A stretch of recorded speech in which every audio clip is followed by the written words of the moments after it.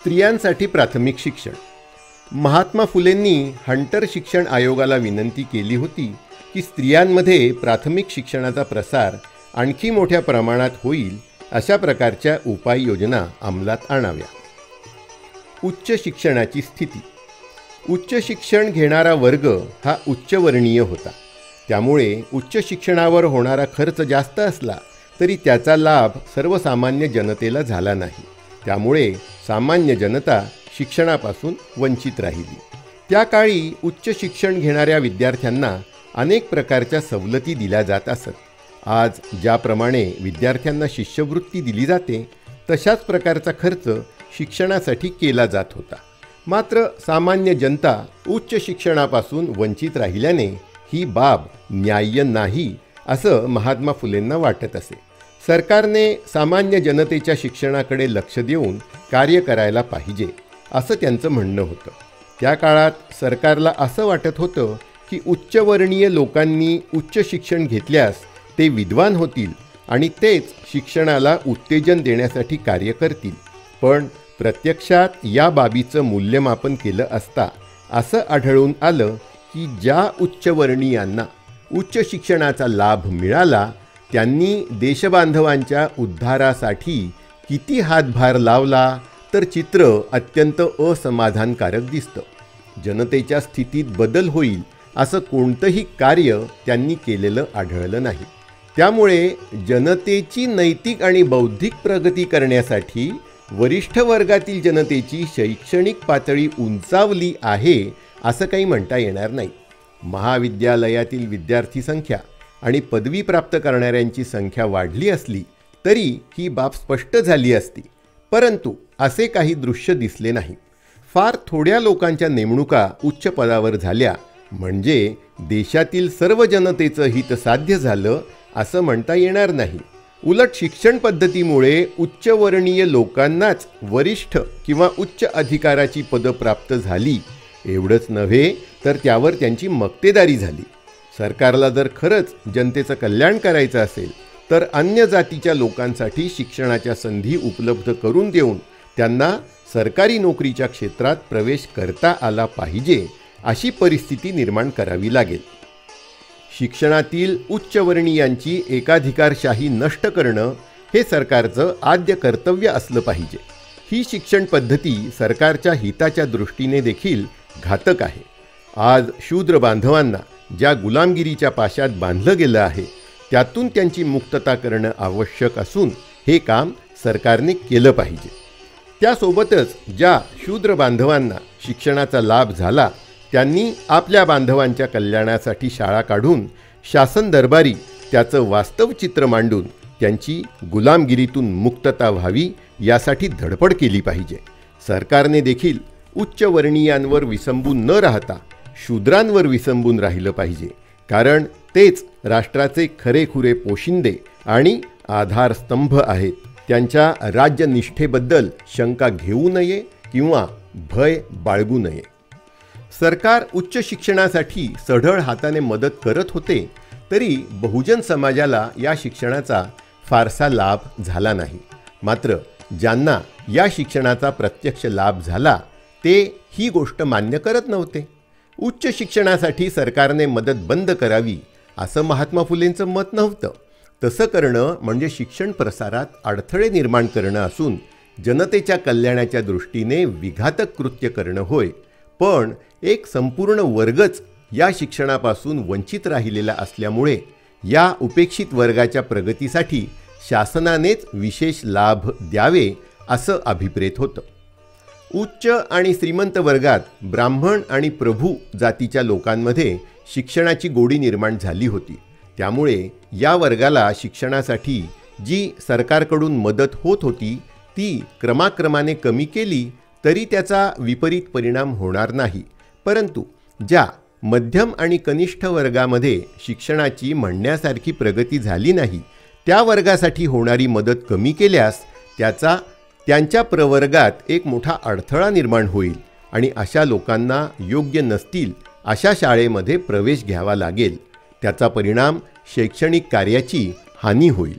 कोणत्याही पातळीवरची शिक्षण व्यवस्था खाजगी यंत्रणेकडे सोपवणं योग्य होणार नाही.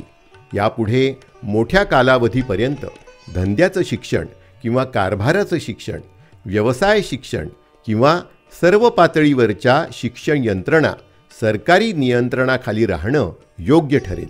प्राथमिक आणि उच्च या दोन्ही पातळ्यांवरील शिक्षणात वाढ होण्यासाठी सरकारच आस्था किंवा कृपादृष्टी दाखवू शकते, असं महात्मा फुलेंचं मत होतं. शाळा कॉलेजावरील सरकारी नियंत्रण काढून घेतल्यामुळे त्याचं पर्यवसान शिक्षणाची वाढ खुंटण्यात होईल. हिंदुस्थानात भिन्न धर्माचे, राष्ट्रीयत्वाचे लोक राहतात. सर्वांच्या बाबतीत तटस्थतेचं धोरण ठेवणं हेच सरकारचं उद्दिष्ट आहे. परंतु जर उच्च शिक्षणासाठी देण्यात येणारी मदत थांबवली तर हे धोरण धोक्यात येईल. अशी मदत थांबवली तर काही लोकांमध्ये स्वावलंबी वृत्ती उत्पन्न होऊ शकते, परंतु इतरांचं इतकं मोठं नुकसान होईल की ते नुकसान स्वावलंबी वृत्तीतून भरून काढायचं ठरवलं तर त्यासाठी फारच मोठा आणि दीर्घ काळ लागेल. ज्या तरुणांना सरकारी नोकरी मिळू शकली नाही अशा तरुणांना अनुदानाची शाश्वती देऊन उच्च शिक्षणाच्या शाळा काढण्यास प्रेरित करावं. कारण चरितार्थ चालवण्यासाठी कोणीही स्वबळावर शाळा उघडण्यास तयार होणार नाही. असे खाजगी प्रयत्न दीर्घकाळ टिकणारे राहतील का? त्या प्रयत्नातून किती यश मिळेल याविषयी शंकाच वाटते.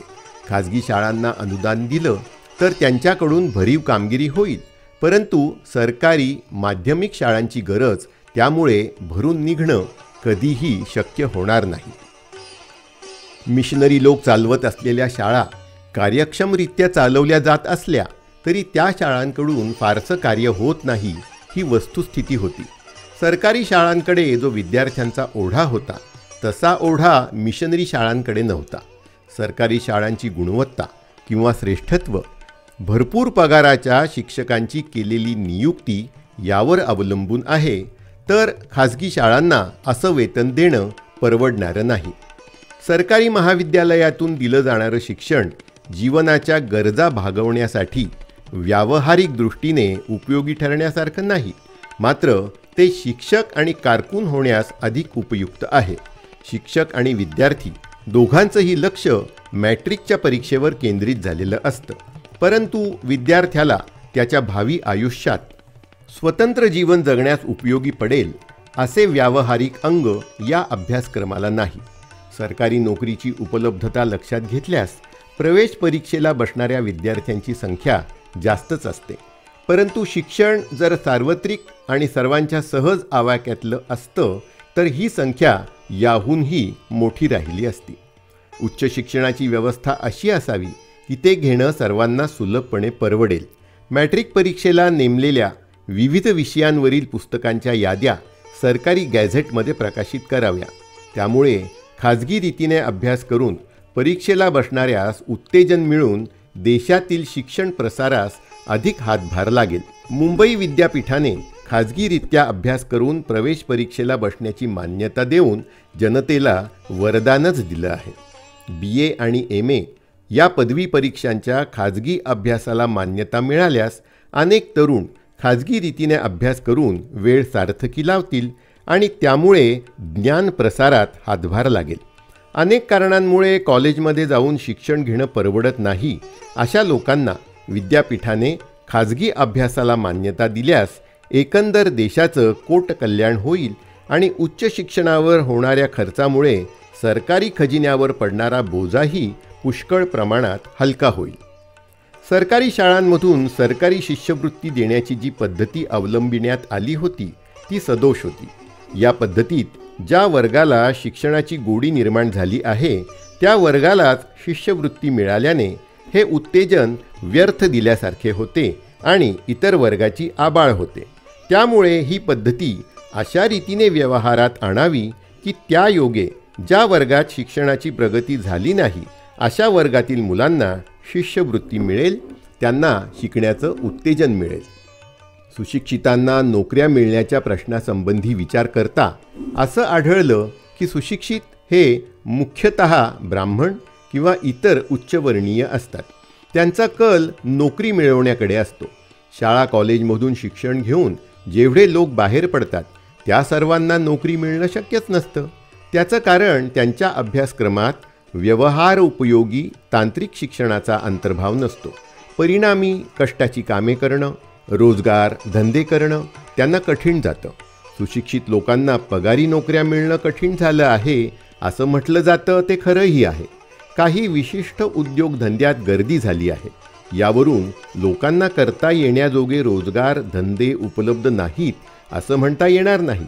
सर्व देशाचा विचार केल्यास सुशिक्षित लोकांची संख्या अल्पच आहे. ही संख्या जेव्हा वाढेल तेव्हा नोकरीच्या पाठीमागे न लागता सर्वांना उपयुक्त व्यवसाय आणि रोजगार धंदे उपलब्ध होतील आणि असा काळ लवकरच येईल. आता आजची प्राथमिक शिक्षणाची स्थिती काय आहे हे पाहूया. आज महात्मा फुलेंना अभिप्रेत असलेली शिक्षण पद्धती बऱ्याच प्रमाणात प्रत्यक्षात आलेली दिसते. शाळांची संख्या 2013-14ला एकूण 96,178 होती. त्यापैकी 10,676 शाळा विना अनुदानित होत्या. अनुदानित शाळांमध्ये सरकारी शाळा म्हणजे जिल्हा परिषद व खाजगी संस्थांनी काढलेल्या अनुदानप्राप्त शाळा होत्या. ही शाळांची संख्या 2017-18ला एकूण 1,06,527 झाली असून 22,477 शाळा विना अनुदानित होत्या. गेल्या 5 वर्षात विना अनुदानित शाळांची संख्या दुपटीने वाढली. शासनाने अनुदानित शाळांना परवानगी देणं बंद केलेलं आहे. आज सर्व जातीच्या मुलांना सहजतेने कोणत्याही शाळेत प्रवेश घेता येतो. जातीचं बंधन नाही. शाळेत शिकणाऱ्या विद्यार्थ्यांच्या संख्येत वाढ झाली आहे. प्राथमिक आणि उच्च माध्यमिक शाळेत शिकणाऱ्या विद्यार्थ्यांची संख्या 2019 पर्यंत 1,59,00,000 वाढलेली आहे. प्राथमिक शिक्षणाच्या बाबतीत प्राथमिक शिक्षण मोफत आणि सक्तीचं झालं आहे. मात्र मराठी मातृभाषेतून शिक्षण घेण्याची मानसिकता बदलली. कॉन्व्हेंट आणि इंग्रजी माध्यमांच्या शाळांतून शिक्षण घेणाऱ्या विद्यार्थ्यांची संख्या वाढते आहे. मराठी माध्यमाच्या प्राथमिक शाळांना शासनाचं अनुदान प्राप्त होत आहे. अनुदानित आणि मराठी माध्यमांच्या शाळांची स्थिती खालावत चाललेली आहे. शासनाद्वारे जरी अनुदान प्राप्त होत आहे तरी मराठी माध्यमातून शिक्षण घेण्याचा कल कमी झालेला दिसतो. म्हणून बहुतेक पालक इंग्रजी विना अनुदानित शाळेत मुलांना शिकवणं पसंत करताना दिसतात. शाळेत प्रशिक्षित शिक्षकांच्या नेमणुका होत आहेत. नियमानुसार पूर्ण पगार शिक्षकांना प्राप्त होत आहे.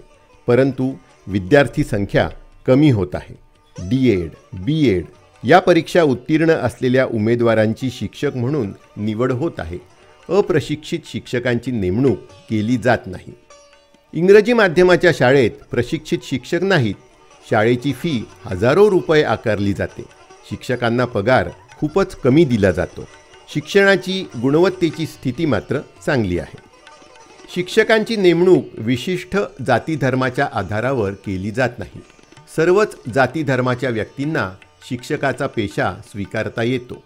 ज्या शूद्र जातीच्या लोकांना पूर्वी शिक्षणापासून वंचित ठेवलं जात होतं त्या शूद्र जातीच्या लोकांना आरक्षणाद्वारे राखीव जागा उपलब्ध करून दिल्यामुळे शिक्षण घेण्यासाठी आणि शैक्षणिक क्षेत्रात नोकरी करण्यासाठी त्यांना हक्काने प्रवेश प्राप्त झालेला आहे.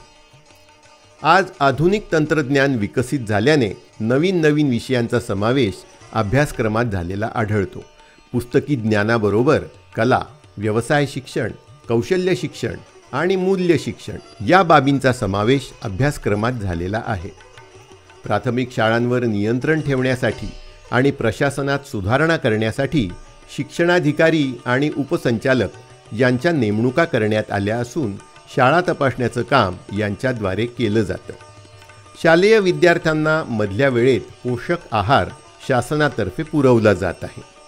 मोफत आणि सक्तीचं शिक्षण उपक्रमाअंतर्गत विद्यार्थ्यांना शासनाकडून पुस्तकं वाटप केली जातात. वर्षभर पुस्तकं वापरल्यानंतर विद्यार्थ्यांनी ती शाळेत परत करायची असतात. उच्च शिक्षणाची आजची स्थिती. उच्च शिक्षणाच्या सोयीसुविधात आज वाढ झाली आहे. वेगवेगळ्या विषयांचं शिक्षण घेण्यासाठी वेगवेगळी विद्यापीठं आणि महाविद्यालयं अस्तित्वात आली आहेत.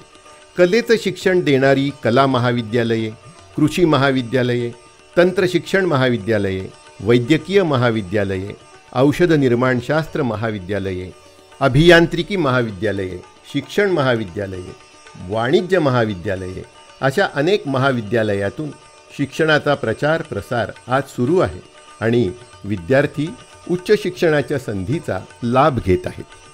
स्त्रियांच्या शिक्षणासाठी स्वतंत्र विद्यापीठ, महिला महाविद्यालय, कन्याशाळा स्थापन झालेल्या असून त्यात शिक्षण घेणाऱ्या महिलांची संख्या वाढत आहे, ही समाधानाची बाब आहे. अनुसूचित जाती जमातीच्या तसेच इतर मागासवर्गीय विद्यार्थ्यांसाठी शासन निर्णयानुसार जागा राखीव ठेवण्यात आल्या आहेत. त्यामुळे सर्व जाती धर्माच्या विद्यार्थ्यांना शिक्षण घेता येणं शक्य झालं आहे. आर्थिकदृष्ट्या मागास विद्यार्थ्यांना राजर्षी शाहू महाराज शिष्यवृत्ती योजना, भारत सरकार शिष्यवृत्ती योजना, अल्पसंख्याक विद्यार्थ्यांना शिष्यवृत्ती योजना अशा अनेक शिष्यवृत्ती योजनांद्वारे सहाय्य केलं जातं. संधीची समानता उपलब्ध करून देऊन न्यायता साधली गेली आहे. उच्च शिक्षण घेतलेल्या विद्यार्थ्यांना नोकरी प्राप्त करताना सुद्धा आरक्षण असल्यामुळे संधी उपलब्ध झालेल्या दिसतात. उच्च शिक्षणाच्या सोयी उपलब्ध असतानाही उच्च शिक्षण घेणाऱ्या विद्यार्थ्यांची संख्या कमी आहे, गळतीचं प्रमाण जास्त आढळतं, ही चिंतेची बाब आहे. उच्च शिक्षणासाठी शासनाने स्वतः महाविद्यालयं काढली असली तरी त्यांची संख्या फारच कमी आहे. ही कमतरता भरून काढण्यासाठी शासनाने खाजगी स्थापन झालेल्या महाविद्यालयांना अनुदान दिलेलं आहे. मात्र 2000 नंतर स्थापन झालेली सर्व महाविद्यालयं कायम विना अनुदान तत्वावर स्थापन झालेली आहेत. अगदी ग्रामीण भागातसुद्धा उच्च शिक्षणाची सोय झालेली आढळते. जे विद्यार्थी महाविद्यालयात प्रवेश घेऊ शकत नाहीत अशा विद्यार्थ्यांना घरी अभ्यास करून परीक्षा देण्याची सोय विद्यापीठांनी उपलब्ध करून दिलेली आहे. यावरून हे स्पष्ट होतं की महात्मा ज्योतिबा फुले यांना अभिप्रेत असलेली शिक्षण पद्धती आज बऱ्याच प्रमाणात अस्तित्वात आलेली आहे आणि ही बाब समाधानाची आहे.